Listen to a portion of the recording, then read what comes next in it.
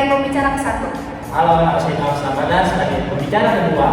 Nah, di sini kita akan memecahkan dan mengeksplorasi konsep menarik dari dunia pendidikan nih. Pada episode kali ini, kita akan menjelajahi topik yang tengah hangat diperbincangkan, yaitu tentang pembelajaran hybrid dan blended learning. Nah, bagaimana sih teknologi telah merubah wajah pendidikan dan menggabungkan pembelajaran secara online dan tatap muka menjadi satu? Jadi, siapkan diri kalian untuk mendapatkan wawasan yang mendalam tentang pembelajaran hybrid dan blended learning yang sedang mempengaruhi dunia pendidikan saat ini. Oke guys, jadi langsung aja nih kita tanya kepada dua pembicara kita ini mengenai pembelajaran hybrid dan blended learning.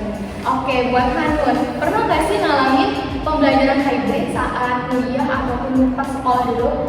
Kalau kuliah sih belum pernah ya, tapi kalau sekolah tuh SMA pernah sekali waktu lagi COVID. Jadi pas COVID si Hanun ini pernah ngalamin pembelajaran hybrid guys. Oke, kalau Dino gimana nih? Pernah nggak ngalamin pembelajaran hybrid saat kuliah ataupun saat sekolah? Untuk kuliah sih saya belum pernah ya, tapi kalau di pas sekolah SMA itu pernah kan di masa-masa pandemi ya. Oke, jadi langsung kita tanya aja ya. Menurut Hanun nih, apa sih definisi dari pembelajaran hybrid itu sendiri?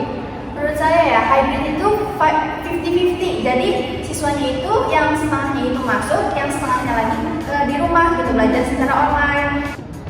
Seperti yang dilakukan waktu saya SMA itu 50-50 itu ganjil sama genap. Nah, jadi yang ganjil itu masuk pada hari Senin, Rabu sama Jumat. Kalau misalkan yang genapnya itu masuk di hari Selasa sama hari Kamis.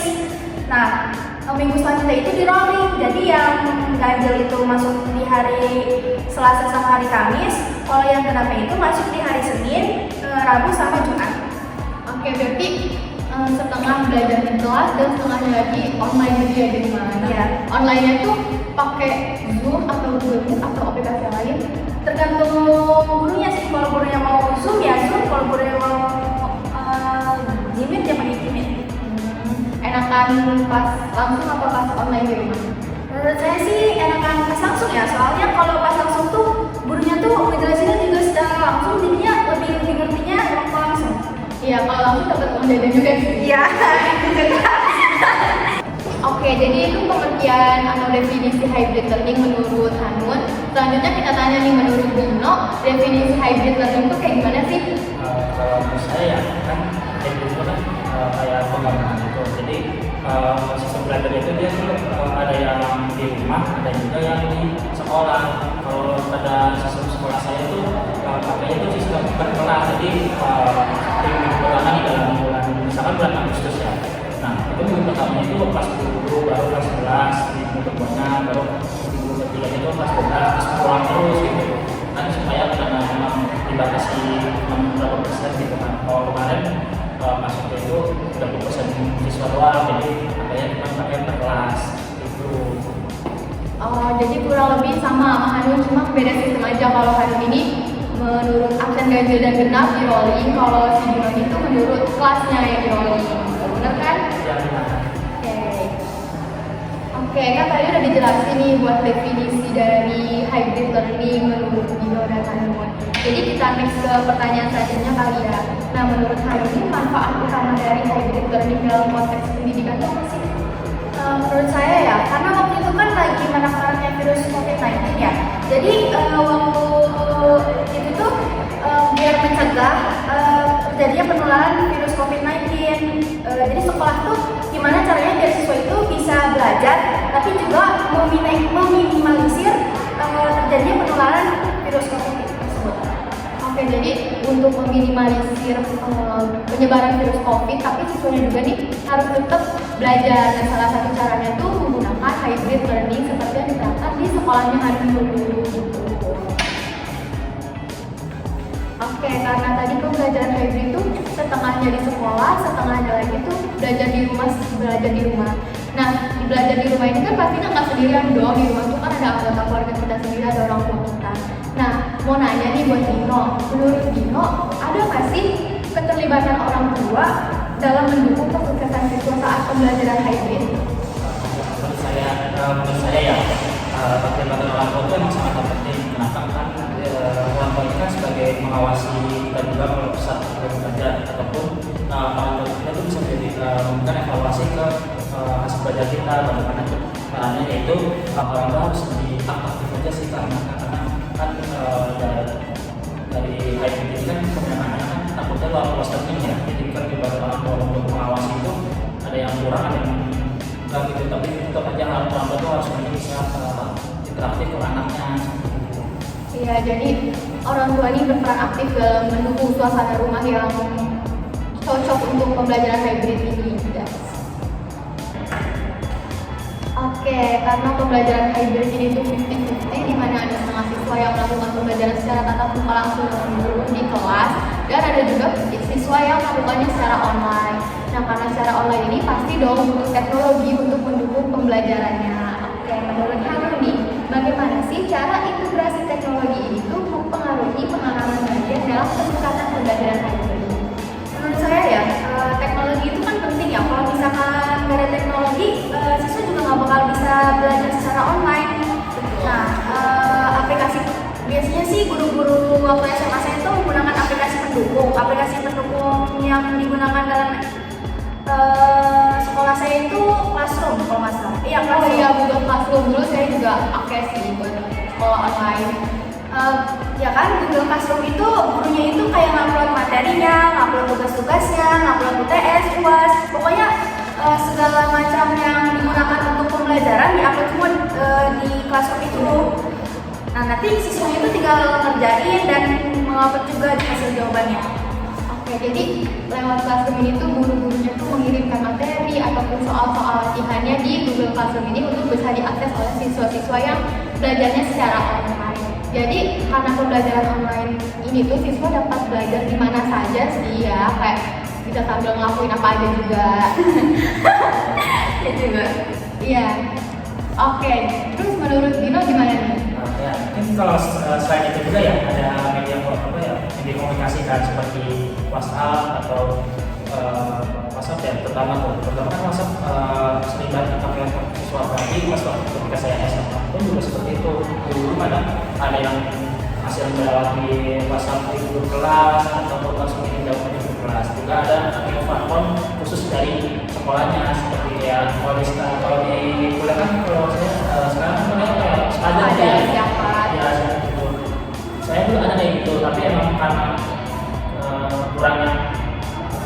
kurang efektif ya untuk begituannya, penguploadannya mungkin guru langsung tidak ke dari alhamdulillah itu ke Classroom atau ke guru desa seperti itu.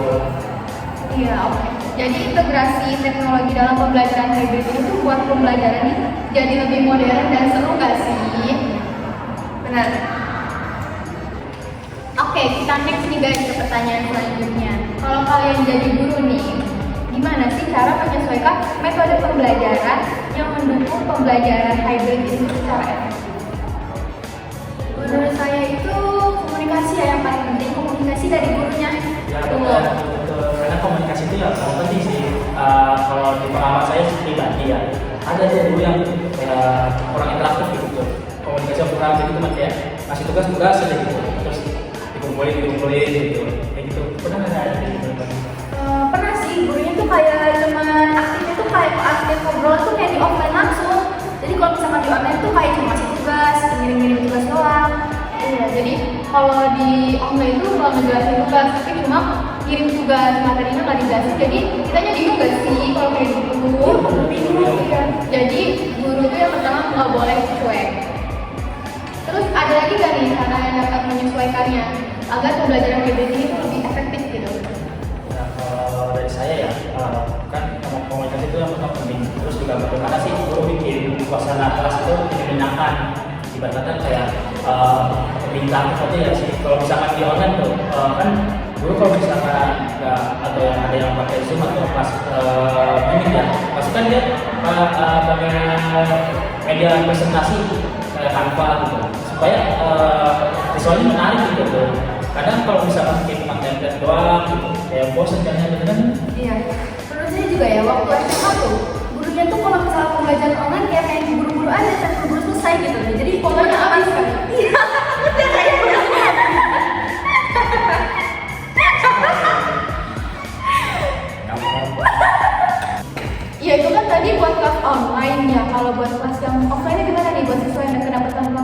biar lebih menarik? Waktu itu sih waktu saya SMA sih gurunya tuh kayak ngasih apa tuh namanya kuis-kuis, iya ngasih kuis terus ngasih kayak tebak-tebakan gitu loh. Terus kalau yang benar tuh dapat hadiah, jadi kayak siswanya jadi lebih semangat gitu. Kamu dapetnya hadiahnya? Dapat, lumayan dapat permen. Oke. Kalau Dino? Kalau saya sih gimana ya, bisa dibilang nggak kayak gitu, tapi gurunya itu lebih ke arah menanyakan di hal-hal pas waktu kita belajar secara online, adakah keresahannya, adakah kendalanya gitu. Jadi itu kan bisa dibuat jadi evaluasi buat guru-gurunya. Dan lewat offline ya lebih seru aja gitu, karena kan bisa berkomunikasi langsung gitu, teman atau perlu kan. Kadang kalau misalkan dulu yang tipenya humoris itu paling seru biasanya. Emang gak ada guru yang masih kayak kuis-kuis gitu, kayak tebak-tebakan gitu, masih ada? Nah kalau hadiah kan nggak, kalau kuis mah sering kayak gitu ada. Tapi nggak dapet hadiah? Iya. Nah, pasti dalam pembelajaran hybrid ini tuh pasti banyak banget gak sih tantangannya? Ada lah pasti. Iya. Oke, kalau sebagai siswa tantangan yang kalian hadapi saat pembelajaran hybrid itu apa aja sih? Kalau saya tuh waktu jadi siswa yang paling sering mah jaringan ya, masalah jaringan. Kalau misalkan lagi hujan gitu, pasti jaringannya kan juga jelek ya. Iya. Tapi guru tuh asal ngapain tapanannya gitu tuh. Jadi saya juga bingung ya mau bilangnya gimana, jaringannya kagak ada. Gitu. Tapi kalau ditanya pura-pura ini enggak, pura-pura jaringan saya nge-lag padahal aslinya lancar. Ada sih. Oh, boleh ditiru ya? Oke, kalau buat Dino lagi tantangan terbesarnya apa di saat pembelajaran hybrid sebagai seorang siswa? Kalau dari seorang siswa ya, kalau dalam hal itu kan pasti ya jaringan. Kalau saya sendiri tuh faktor dari teman sih. Kalau waktu dulu kan saya punya pengalaman di kelas 2 kali di kelas 11 atau 12, apalagi pas lagi kelas 11 tuh tantangannya tuh ngajakin teman-teman tuh masuk ke Zoom atau Meet itu paling susah karena Iya, benar. Nah, tadi kan sebagai seorang siswa, nah kalau sebagai seorang pendidik, ada nggak sih kendalanya saat pembelajaran hybrid ini? dari kacamata pendidik ya mungkin ya itu sih guru, kalau dari sebuah guru ya kalau misalkan manfaatnya atau tantangan itu pasti banyak. Gimana tuh pasti cara bikin praktiknya lebih lancar gitu, komunikasi lebih enak. Kadang kalau di online kan kadang kalau guru juga pasti bermasalah sama jaringan ya, gak kayak juga gitu. Kalau menurut kamu gimana? Bener sih, ya guru juga kadang terkendala jaringan ya. Tapi guru itu nggak ngomong gitu tuh kalau terkendala. Jadi kita bingung ini tuh masuk apa enggak sih gitu. Tapi dari guru tuh kayak lebih susahnya tuh kayak diambil materinya dulu, kayak dibuat PPT-nya supaya siswanya tuh kayak melihatnya tuh kayak ngebosenin gitu tuh. Jadi buat materi pembelajarannya lebih susah kata menurut saya mah ya, dari kalau misalkan saya jadi guru. Iya, jadi saat pembelajaran hybrid itu guru harus mengelola interaksi dalam dua kondisi gitu. Yang pertama kondisi saat offline dan yang pertama ini kondisi saat online. Dimana itu tuh susah banget untuk mengatur interaksi yang interaktif antara siswa dengan gurunya sendiri. Nah selanjutnya tuh dalam membuat materi pembelajaran juga harus disesuaikan dengan dua kondisi itu tadi, dimana saat online dan saat offline itu tuh pasti materi yang akan disampaikan tuh harus memiliki strategi yang berbeda-beda tentunya. Nah tadi itu kan udah disebutin ya tantangan-tantangan dalam pembelajaran hybrid itu banyak ya, kayak jaringan dan masalah-masalah lainnya. Nah menurut kalian berdua nih, ada nggak sih strategi untuk memastikan keseimbangan antara pembelajaran online dan pembelajaran tatap muka secara langsung dalam pembelajaran hybrid ini? Menurut saya ada ya. Yang pertama itu kayak perencanaan yang terintegrasi, yang merencanakan itu tuh harus hati-hati untuk memadukan materi, kegiatan, dan juga interaksi yang akan dilakukan dalam pembelajaran daring maupun tatap muka. Nah selanjutnya itu ada komunikasi dan konsistensi. Menjaga komunikasi yang jelas dan konsisten dengan siswa dan orang tua mengenai jadwal, tugas, dan harapan dari setiap komponen pembelajarannya. Kalau menurut Dino gimana nih strateginya? Ya kalau saya sih mungkin hampir percaya, tapi ada tambahan sedikit dari kan guru juga harus mempelajari juga untuk strateginya supaya guru ini udah bingung untuk saat melakukan pembelajaran dari juga ada evaluasi berkala. Evaluasi berkala ini tuh pada siswanya dan guru juga. Nah ya, jadi itu beberapa strategi yang bisa digunakan oleh para guru saat pembelajaran hybrid ini untuk mengurangi tantangan-tantangan yang sudah disebutkan tadi. Oke, jadi selain bahas hybrid learning, kita juga bakal bahas tentang blended learning. Nah, menurut kalian berdua nih, apa sih blended learning itu? Menurut saya blended learning itu kita tuh belajar itu tetap ya offline, belajar itu di kelas gitu, gurunya juga ngejelasinnya secara langsung. Tapi kalau misalkan kayak tugas, kuis itu tuh di online, atau kita tuh bisa pegang HP, jadi gurunya tuh masih link yang untuk kita kerjain, nanti kita kerjain di HP. Berarti media pembelajaran ini berupa online gitu, tapi kita tetap belajar secara langsung di kelas. Kalau menurut Dina? Ya, kalau blended itu kan sama blended itu perbedaannya memang ada media pembelajaran juga. Jadi namanya soal soalnya gitu, tapi kemudian materinya juga sebuah apa PD ya bisa digunakan. Kita biasanya dalam perkembangan